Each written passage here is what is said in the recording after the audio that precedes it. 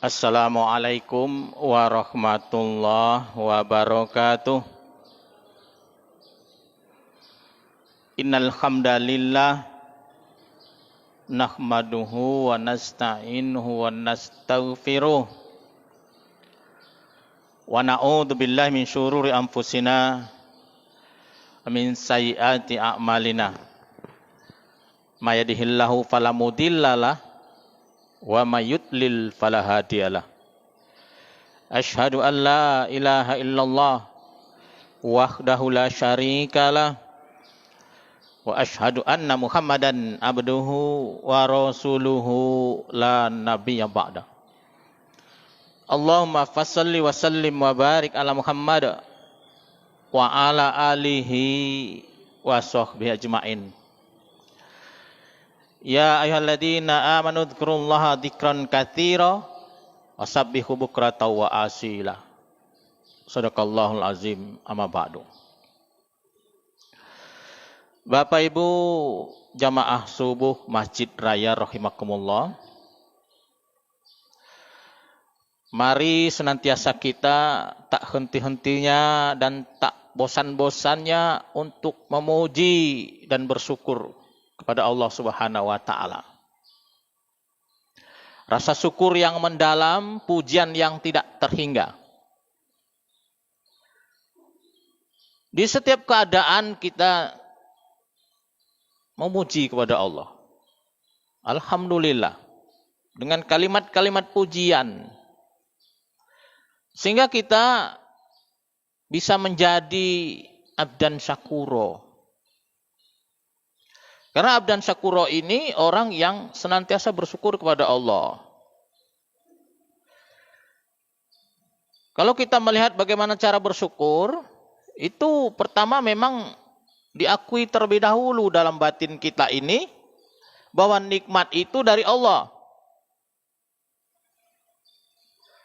Kalau itu belum kita akui, rasa syukur itu tidak akan muncul ke permukaan. Belum dikatakan syukur kalau nikmat yang kita terima itu belum kita sadari itu hakikatnya dari Allah. Banyak orang hari ini, mohon maaf Bapak Ibu, nikmat yang dia terima itu la tuhsuha. Wa in ta'udu nikmatallah la tuhsuha. Kalau kamu ingin menghitung nikmat Allah, tidak akan terhitung. Satu saja kita ambil nikmat Allah, oksigen, Pak. Udara. Sudah berapa kita menghirup udara sejak lahir, Bapak Ibu? Tidak ada orang yang pernah menghitung itu. Nah, kita baru tahu nikmat itu bernilai tinggi di saat sedang kritis, masuk rumah sakit, ruang ICU pakai oksigen. Berapa sekarang, Pak? Satu tabung besar itu, Pak. Berapa Pak Jul? Satu tabung itu. Satu tabung itu habisnya berapa hari, Pak? Tidak main-main, itu mahal itu, Pak. Mahal, Bapak Ibu. Atau air yang kita minum hari ini, dihitung sejak kita lahir, sampai kita hampir mati ini, sudah berapa ribu galon, berapa juta galon. Tidak pernah dihitung itu. Dan belum pernah kita mencoba menghitung-hitung atau mereka-reka berapa tangki lah aku sudah minum dari kecil. Why? Kalau dikumpulkan air yang kita minum itu, Pak, kalau ditumpahkan lagi seandainya bisa, itu sudah jadi danau mungkin, Pak. Tidak main-main itu. Mungkin kita belum pernah berpikir, sebanyak itu ya yang kita minum. Itu dari Allah. Allah yang kasih itu. Allah tidak minta kembalikan lagi. Tidak. Allah hanya menginginkan kita ini satu saja, pengakuan itu dari Allah. Selesai. Diyakini dulu itu, disadari betul itu nikmat dari Allah. Belum lagi yang lain-lain. Kemudian setelah kita akui itu, kita sadari, kita mengucapkan kalimat Alhamdulillah. Nah, kalimat pujian ini bukan sekedar kita ucapkan sewaktu sesudah sholat saja. Alhamdulillah, alhamdulillah, alhamdulillah. Itu kan sedikit, Pak. Itu hanya 33 kali alhamdulillahnya. Sedangkan kita hari ini ingin menuju kepada dzikron katsiro. Zikir yang banyak. Kemudian yang ketiga, baru itu kita aplikasikan dalam kehidupan. Kalau duitlah banyak, lah sampai nisab dan haulnya, keluarkan zakat. Kita sudah berapa kali mendengar Ustadz Abdul Jabbar tentang zakat ini, Bapak Ibu. Kalau duit itu nak dikumpul-kumpul, tak terkumpul, Bapak Ibu. Jadi cara zakat itu jangan dikumpul-kumpul dulu, tak akan mungkin terkumpul, Bapak Ibu. Seorang PNS gaji 5 juta, umpama 5 juta. Tak akan kumpul, Pak. Keluarkan saja 2,5% dari 5 juta, selesai. Atau kita punya rumah, punya kendaraan, keluarkan saja zakatnya. Cara mudah mengeluarkan zakat itu jangan sekaligus. Kalau sekaligus, jarang orang yang kuat atau mampu. Cicil saja. Kita punya rumah harganya 200 juta, 2,5% dari 200 juta. Berapa tuh, Pak? Kalau 100 juta, 2,5 juta, berarti 5 juta itu zakatnya. Kalau nak langsung 5 juta, berat. Ada apa namanya, fisabilillah, orang kesasar ke masjid raya. Kita teringat rumah kita ini baru belum zakat atau baru kasih. Hitung saja. Baik Bapak Ibu, itu aplikasi rasa syukur, keluarkan zakat. Lah banyak uang, gunakan di jalan Allah. Pergilah umroh. Bantulah orang miskin. Itu aplikasi syukur. Atau pergilah haji.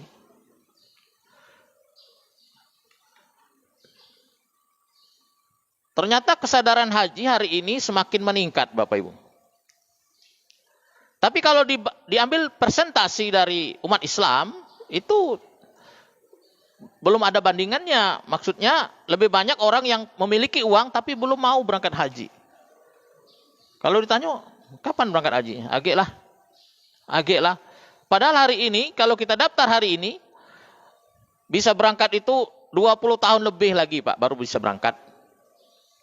Jadi kalau hari ini kita tersadarkan, atau hari ini kita baru bisa punya uang mau daftar haji, mungkin kita lah keburu ajal, Pak. Keburu ajal, Bapak Ibu. Memang haji itu tidak wajib bagi orang yang tidak mampu. Mampu dalam arti kata istito'ah. Istito'ah itu banyak, Pak. Duit ado, badan sehat, negeri aman. Baru bisa berangkat. Tapi kalau duit bengutang, badan wedak sehat, tidak wajib itu. Semua amalan yang di dalam rukun Islam itu bisa gugur semuanya. Kecuali satu, sholat. Haji bisa gugur. Kalau dia biasa-biasa saja tidak wajib. Puasa bisa gugur kalau dia sakit. Zakat bisa gugur kalau dia tidak ada duit. Sholat tidak bisa gugur itu walaupun sakit. Walaupun buntu, Pak, sholat tidak bisa tinggal. Baik Bapak Ibu yang saya hormati, itu rasa syukur harus kita aplikasikan. Harus banyak kita ucapkan kalimat Alhamdulillah. Bapak Ibu jamaah subuh rahimakumullah. Tema kita pagi ini tentang zikrullah atau wirid. Tema ini sering diangkat Bapak Ibu. Wirid dan zikir hampir sama tapi beda. Kalau zikir itu, arti zikir itu ingat, zikrullah mengingat Allah. Apa itu wirid? Wirid itu adalah amalan zikir atau amalan-amalan yang diistiqomahkan, didawamkan di dalam waktu-waktu yang tertentu. Itu wirid. Tapi kalau zikir secara umum boleh kapan saja. Tapi kalau wirid ada waktunya, ada hitungannya mungkin. Ada bacaan tertentu, itu wirid. Dia bisa baru jadi wirid, Bapak Ibu, kalau bacaan itu continue. Misalnya tiap subuh baca itu, tiap sore baca itu. Ah, itu wirid.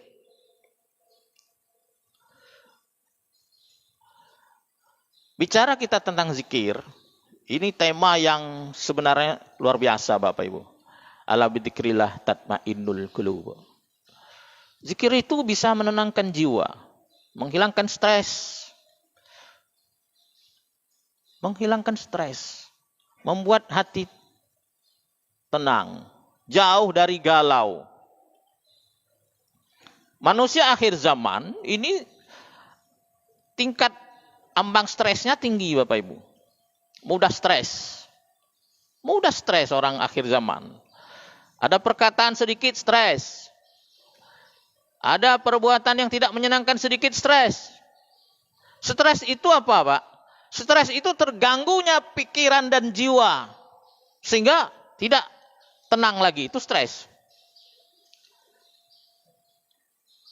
Ada orang ngomong dikit, padahal omongan ini sebuah kritikan, mulai tidak senang, mulai tidak tenang. Berpikir berhari-hari, ngapulah ya aku diomong wong cek itu, ngapulah aku nih cak ini. Itu stres, Pak. Stres bisa mengakibatkan tidak ada nafsu makan. Stres mengakibatkan apa ya? Mengacaukan metabolisme tubuh, Bapak Ibu. Orang yang stres itu jangan salah, lambungnya bisa kumat. Emahnya, Pak. Tapi saya yakin pagi ini tidak ada yang stres, Pak. Nih sebentar lagi selesai yang kita hadapi ini, Pak. Yang sudah ada kopi dan wejanganas, silakan. Karena kita hari ini tidak ada yang stres ini. Orang yang mengingat Allah tidak ada istilah stres. Tidak ada istilah stres. Walaupun Pak, ada perkataan dari orang lain masuk. Mengganggu pikiran, mengganggu jiwa. Itu tidak terlalu lama. Tapi kalau orang yang tidak mengantisipasi ini dengan zikrullah, dia berlarut-larut. Sehingga lambungnya kumat. Darahnya naik. Orang yang mudah naik darah, Bapak Ibu, itu karena bisa jadi kejiwaan yang tidak stabil. Di samping faktor makanan. Faktor makanan. Jadi stres itu, Bapak Ibu, mengakibatkan metabolisme yang tidak teratur. Asam lambung naik, akibatnya mah kumat. Darah naik, akhirnya tensi tinggi.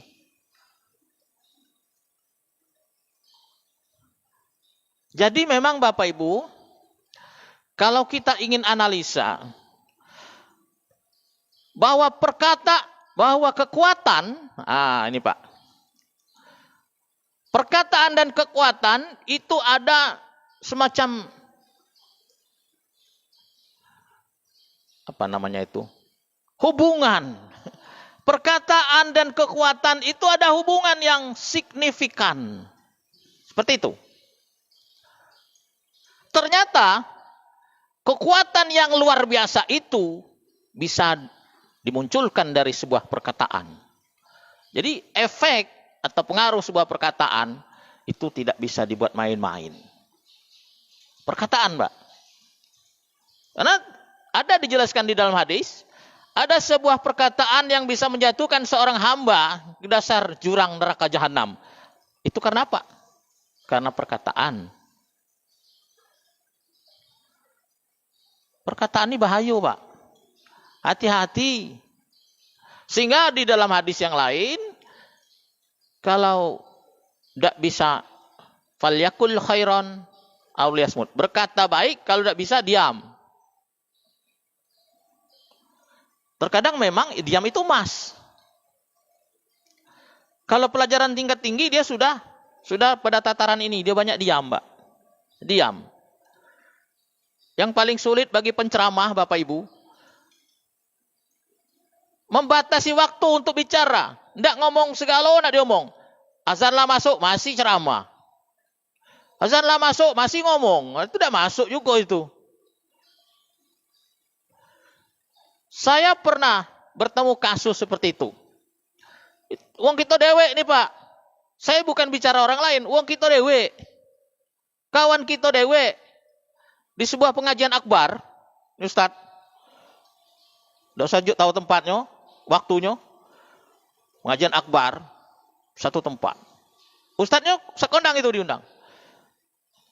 Itu pengajian siang. Mungkin Pak Asbi ada waktu itu. Orang sudah azan, pengajian masih berlangsung. Sehingga asarnya itu lewat, Pak. Masya Allah, padahal di situ jamaah berkumpul. Di masjid itu. Masjidnya memang kecil.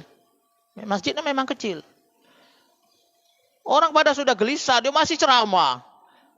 Ini lana jam berapa itu sholat asar, Masya Allah. Itu yang tersulit. Mengendalikan pembicaraan, stop, azan berhenti, Pak. Kecuali subuh cak ini. Nah, subuh cak ini juga tidak boleh lama-lama. Alah, habis sarapan ini berhenti lagi cerita, Pak. Balik. Iya, cak itu. Kalau lama-lama nih kan kita ngilang sikok-sikok kayak Pak. Hilang, keluar sikok. Tinggal penceramahnya, Pak. Bapak Ibu jamaah subuh rahimakumullah, kembali kepada zikrullah. Zikir itu, Pak, ternyata ada yang sifatnya umum, ada yang sifatnya khusus. Kalau zikir umum, itu la ilaha illallah, itu umum, Bapak Ibu.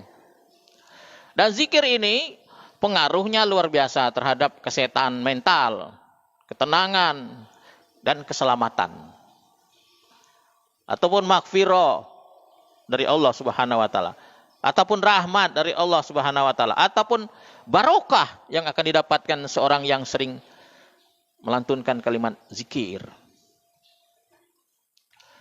Seorang yang sering istighfar itu bagus, Pak. Istighfar paling pendek astagfirullah. Astagfirullah atau astagfirullahalazim. Astagfirullah wa atubu ilaih. Kalau yang lengkap itu sayyidul istighfar. Jadi ada zikir ini sifatnya umum, itu bisa kapan saja.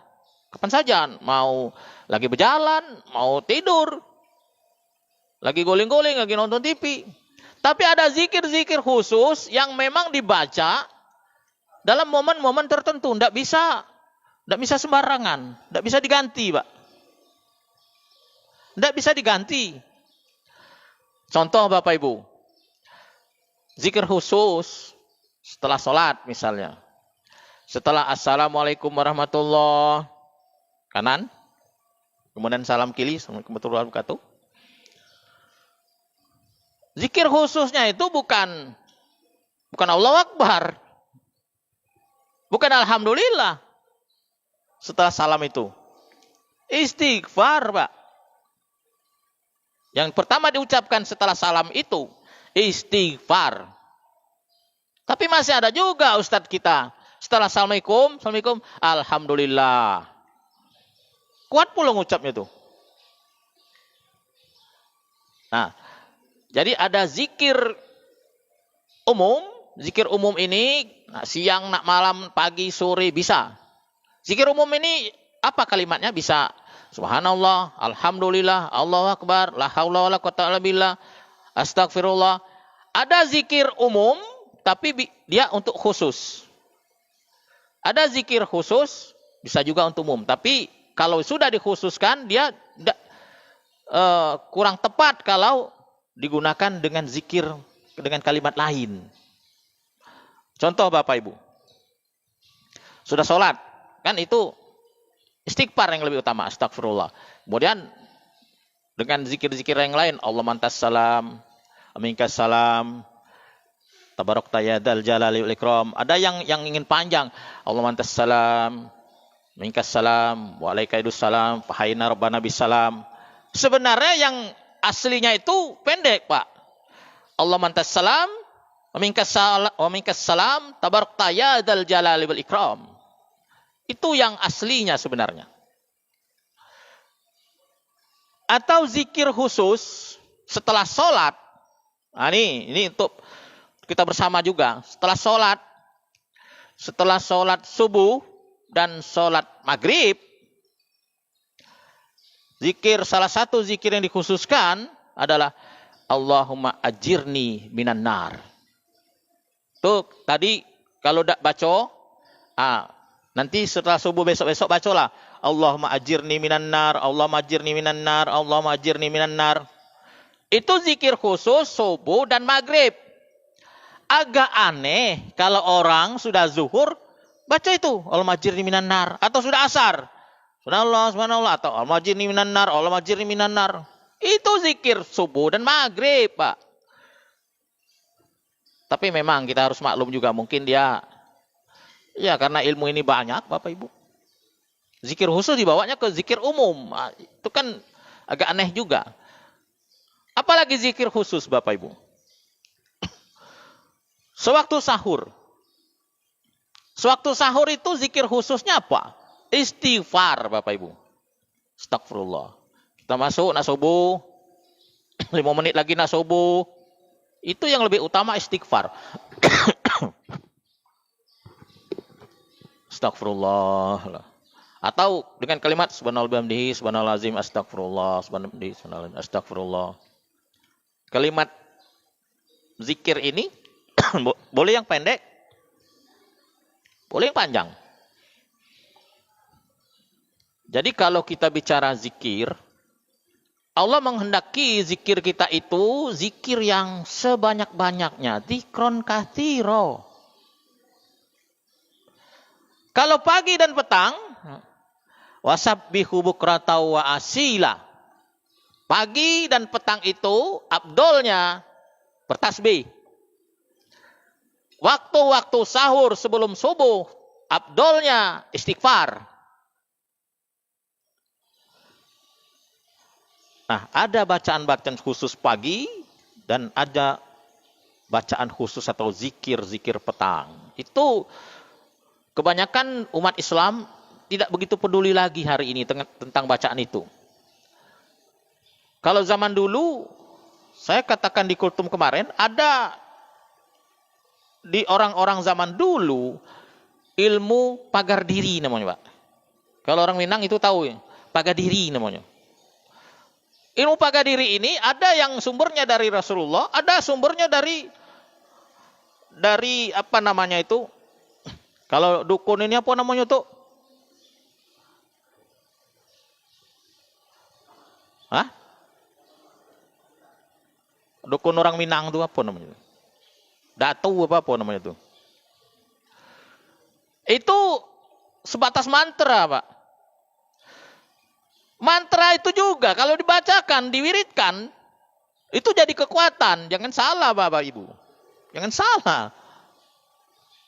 Seperti debus, itu bacaannya kan luar biasa juga. Ada yang debus itu bacaannya yang tidak tahu sumbernya. Ada yang tahu sumbernya. Bapak Ibu sering nonton debus? Mungkin pernah, Pak ya? Pak, itu debus.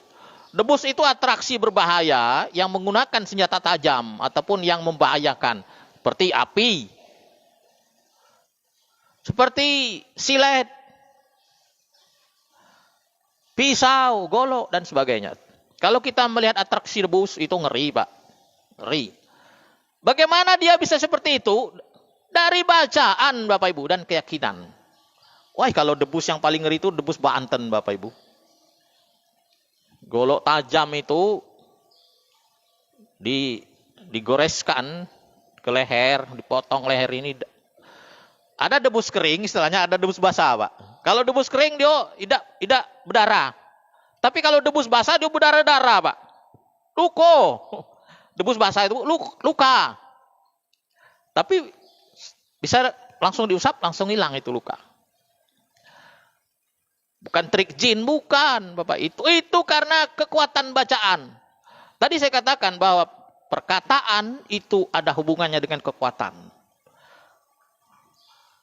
Makanya saya pernah baca artikel, sudah lama sekali Pak. Sudah 30 tahun yang lampau. Saya baca sebuah artikel di majalah Intisari kalau tidak salah. Apa perkataan ini? Bahwa kejahatan terbesar di dunia ini, yang paling besar, kejahatan besar di dunia ini, disebabkan oleh kata-kata. Saya masih ingat itu. Wah, ini rupanya. Saling ngomong, tersinggung, belago. Saling ngomong, betujahan. Mengapa orang tersinggung? Karena omongan. Mengapa orang banyak mati? Karena omongan paling banyak, Pak. Tidak senang? Mati, Pak. Selesai. Itu perkataan. Bapak Ibu jamaah subuh rahimakumullah. Kembali kepada zikir khusus. Zikir pagi. Salah satu zikir pagi yang dikhususkan itu kita kenal dengan Al-Ma'surah. Al-Ma'surah ini dikumpulkan bacaan-bacaan pagi dan petang. Itu cukup banyak juga kalau ingin menamatkan Al-Ma'surah. Ada Al-Ma'surah Kubro, ada Al-Ma'surah Sugro. Ma'surah Kubro itu bacaan banyak, panjang. Kemudian ada lagi orang yang meringkasnya. Kalau saya baca Al-Ma'surah Sugro saja, yang kecil saja. Nah ini untuk paga diri juga. Paga diri. Orang yang sudah baca amalan ini, nak disantet lah, nak diomongkan uang lah, hatinya tidak akan bergetar sampai kolap, Bapak. Sampai stres. Tidak. Ada bacaan yang membuat kita ini tidak terpengaruh dengan perkataan negatif. Perkataan negatif itu Bapak Ibu akan mempengaruhi jiwa dan pikiran. Jangan salah Pak. Ternyata ini bisa dinormalkan dengan sebuah bacaan khusus. Apa itu? Bacaan khususnya? Bacaan pagi? Ada yang masih ingat? Salah satu bacaan khusus, nah ini saya agak lupa bacanya, nanti dia ingat lagi insya Allah. Bacaan khusus pagi. Bismillahilladzi la yadurru ma'asmihi syai'un fil ardi wala fis sama'i wa huwas samiul alim. Itu berapa kali? 3 kali, Pak. Orang yang sudah baca ini tidak akan membahayakan apa-apa baik. Nak racun lah binatang berbisa. Termasuk rangkaian kalimat itu, a'udzu bi kalimatillah tammami syarri ma khalaq. Aku berlindung dengan kalimat Allah. Nah, tidak ada kalimat yang paling hebat, yang paling sakti kecuali kalimat Allah. Nah, yang untuk perlindungan Allahumma inni a'udzubika minal hammi wal hazan. Ah itu gundah gulana. Berlindung kepada Allah dari hammi wal hazan. Wa a'udzubika minal ajzi wal kasali. Kasal. Wa a'udzubika minal jubni wal bukhli. Wa a'udzubika min ghalbati daini wa qahri rijal. Wah ini bagus ini Pak. Allahumma inni a'udzubika minal hammi wal hazan. Dari gundah gulana. Gundah gulana ini apa penyebab? Faktor penyebabnya, salah satu faktor penyebab gundah gulana ini, masalah kehidupan termasuk di dalamnya perkataan. Kita dikritik uang. Padahal kita ini lah merasa hebat, dikritik uang, pening kalau gitu. Apa yonian aku nih? Ngapa aku cak ini? Padahal aku tidak cak ini. Membuat hati risau, galau. Tapi kalau seseorang sudah mengucapkan kalimat ini tadi 3 kali, Allahumma inni a'udzubika minal hammi wal hazan. Omongan uang yang buruk-buruk tuh masuk memang Pak, tapi sama itu penawar daripada ucapan-ucapan negatif. Allahumma inni a'udzubika minal hammi wal hazan. 2 sudah Pak ya, minal hammi wal hazan. Sedih dan risau. Wa a'udzubika minal ajzi wal kasali. Lemah dan malas. 4. Ajzi wal kasal. Mengapa kita lesu, lemah, tak gairah? Karena banyak sebab. Mengkanternya, menormalkannya dengan zikir ini, Pak. Wa a'udzubika minal jubni wal bukhli. Kita bisa saja takut dan bakhil, kikir, kesit, Pak, medit.